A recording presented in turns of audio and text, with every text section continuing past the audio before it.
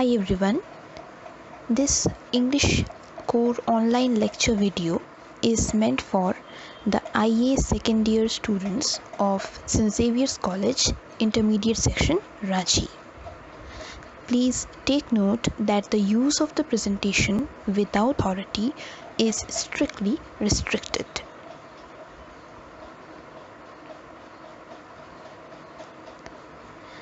Today we take up the first chapter from the English core textbook Flamingo.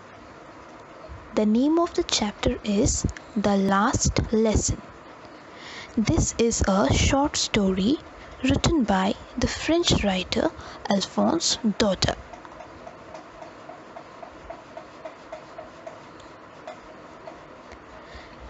We can say that the theme of the chapter is the importance of language as a part of our identity. भाषा हमारी पहचान का एक बहुत बड़ा हिस्सा है और अगर हमें अपनी पहचान प्यारी है तो उसके लिए बहुत ज़रूरी है हम अपनी मातृभाषा, अपनी भाषा का सम्मान करें। ये कहानी एक ऐसे समय की है जब फ्रांस और प्रुशिया के बीच जंग छिड़ी हुई थी। So the story is set in the times of the Franco-Prussian War of 1870-71.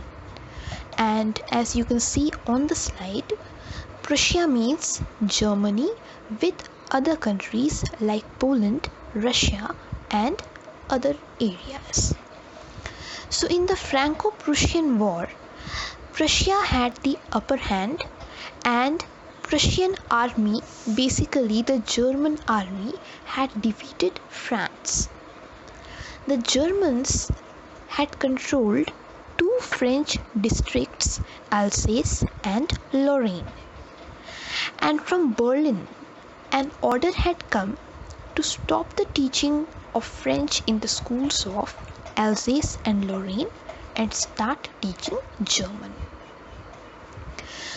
कहानी के दो मुख्य किरदार हैं फ्रांस, एक छोटा सा लड़का जो एल्ज़ेस में रहता था और जो स्कूल में पढ़ता था, और उसी स्कूल में फ्रेंच लैंग्वेज के टीचर जिनका नाम था एम हैमिल। हैमिल ने इस स्कूल में 40 साल तक पढ़ाया था और उन्हीं के क्लास में फ्रांस भी एक स्टूडेंट था।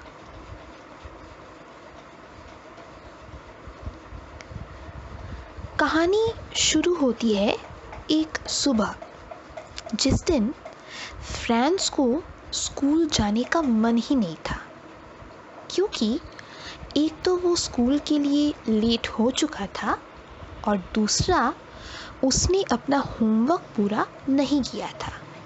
उसके टीचर हैमिल ने कहा था पार्टिसिपल्स नाम का चैप्टर पढ़ के आने, पर उसने पढ़ाई नहीं की थी।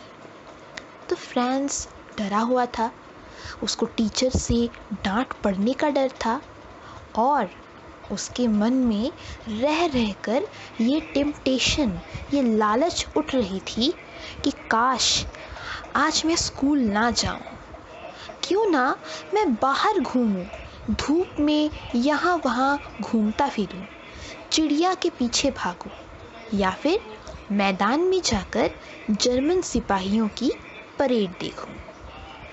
लेकिन किसी तरह से फ्रांस ने इस लालच को काबू में किया और वो मन मारकर स्कूल की तरफ चल पड़ा। स्कूल जाने के रास्ते में उसने देखा कि टाउन हॉल के ठीक बाहर एक बुलेटिन बोर्ड था जहाँ पर बहुत बड़ी भीड़ जमा हुई थी। फ्रांस को पता था कि पिछले 2 साल से लड़ाई के बारे में जितनी भी खबर होती थी वो उस बुलेटिन बोर्ड पर डिस्प्ले हो जाती थी। तो फ्रांस को लगा कि शायद ऐसी ही कोई खबर आई होगी।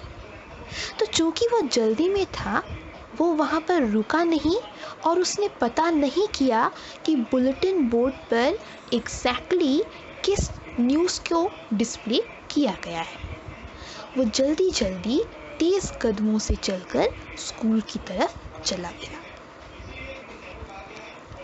स्कूल के सामने पहुंचकर फ्रांस एक पल के लिए चौंक गया।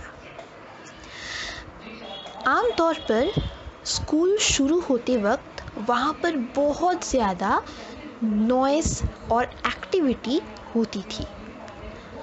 On the other days, the school was full of the opening and closing of desks, children reading loudly, the teacher rapping the ruler on the table. लेकिन इस दिन फ्रांस ने देखा कि सब कुछ एकदम शांत है। It was an unusual silence. France already late हो चुका था, लेकिन इस दिन एम हैमिल ने उसको डांटा ही नहीं, उसको बड़े प्यार से क्लास के अंदर बुला लिया। फ्रांस ने देखा कि सारे स्टूडेंट्स अपनी अपनी जगह पर चुपचाप बैठे हुए थे। उसने ये भी देखा कि हैमिल ने अपने स्पेशल कपड़े पहने थे जो वो केवल इंस्पेक्शन वाले दिन या फिर प्राइज़ वाले दिन पर पहनता था। उसके स्पेशल कपड़े थे green coat, frilled shirt and a black silk cap. France को समझ में नहीं आया कि आज ऐसा कौन सा स्पेशल दिन है, लेकिन जब वो क्लास के लास्ट बेंचेस की तरफ देखा तो उसको सबसे बड़ा सरप्राइज़ मिला। और ये सबसे बड़ा सरप्राइज़ था कि पहली बार गांव के बड़े बुजुर्ग क्लास में आए थे और चुपचाप उदास होकर के पीछे वाली बेंचेस पर बैठे हुए थे। तो फ्रांस इन लोगों को देखकर, अपने बड़े बुजुर्गों को क्लास में देख करके बहुत ज़्यादा हैरान हुआ। इस समय एम हैमिल अपनी चेयर के सामने खड़े हुए और उन्होंने एक अनाउंसमेंट करना शुरू किया। तो उन्होंने अनाउंस किया कि बर्लिन से ऑर्डर आया था कि एल्सेस और लॉरेन के स्कूल्स में फ्रेंच की पढ़ाई बंद करनी है और जर्मन की पढ़ाई शुरू करनी है। अगले दिन जर्मन लैंग्वेज का टीचर उस स्कूल में आ जाएगा और आज एम हैमिल का इस स्कूल में आखिरी दिन था। आज एम हैमिल अंतिम बार अपने स्टूडेंट्स को फ्रेंच की पढ़ाई कराने वाले थे। इस अनाउंसमेंट को सुनकर फ्रांस को लगा मानो उसके सिर पर बिजली गिर गई हो। ये अनाउंसमेंट किसी बिजली के झटके की तरह फ्रांस को बुरी तरह से चौंका दिया। फ्रांस को अब समझ में आया कि यही ऑर्डर उस बुलेटिन बोर्ड पर लगाया गया था और गांव के बड़े बुजुर्ग आज क्लास में आए थे क्योंकि वो अपनी भाषा फ्रेंच लैंग्वेज को अपना रिस्पेक्ट दिखाना चाहते थे और वो अपने टीचर एम हैमिल के प्रति भी सम्मान दिखाना चाहते थे। गांव के लोग दुखी थे कि इतने दिनों तक जिस मातृभाषा की पढ़ाई उन्होंने ठीक से नहीं की, आज वही भाषा उनसे हमेशा के लिए दूर होने वाली थी। फ्रांस का रिएक्शन अब धीरे धीरे स्पष्ट होने लगा। सबसे पहले फ्रांस बहुत हैरान था, उसको विश्वास ही नहीं हो रहा था कि एकाएक उसकी ज़िंदगी में अपनी भाषा पढ़ने की आज़ादी ख़त्म हो चुकी थी। फ्रांस को दुख हुआ। He felt sorry कि इतने दिन तक उसने फ्रेंच लैंग्वेज की पढ़ाई अच्छी तरह नहीं की थी। इतने दिन तक उसको लगता था कि किताबें बोझ की तरह है, लेकिन आज उसको लगा कि किताबें पुराने दोस्तों की तरह है जो अब हमेशा के लिए उसको छोड़ के जाने वाली थी। फ्रांस को अपने टीचर के लिए भी बहुत बुरा लगा। उसको पहली बार इस चीज़ से दुख हुआ कि टीचर ने सवाल किए हैं और उसे एक भी सवाल का जवाब नहीं पता। उसको एहसास हुआ कि आज वो पढ़ाई करके नहीं आया और अंतिम क्लास में भी उसने टीचर को निराश ही किया। एम हैमिल फ्रांस को डांटे नहीं। उन्होंने कहा, "That's the trouble with Alsace. She puts off learning until tomorrow." हैमिल का ये कहना था कि फ्रांस अकेला ऐसा नहीं है जो पढ़ाई नहीं करता। उस शहर में कई लोग ऐसे हैं जिनको कभी भी अपनी मातृभाषा की पढ़ाई करने में या अपनी भाषा को सम्मान देने में कोई इंटरेस्ट नहीं था। स्कूल के बच्चे अक्सर पढ़ाई को लेकर के सीरियस नहीं थे। कई पेरेंट्स अपने बच्चों को कहते थे कि पढ़ने से कुछ नहीं होगा, जाके काम ढूंढो और पैसे कमाओ। टीचर एम हैमिल खुद बहुत बार क्लास के टाइम पर बच्चों को या तो छुट्टी देता था या फिर तरह तरह के दूसरे काम दे देता था। सभी किसी न किसी रूप में अपनी लैंग्वेज को इग्नोर करने के लिए जिम्मेदार थे। ये सबकी गलती थी कि किसी ने भी अपनी भाषा का महत्व आज तक नहीं जाना था।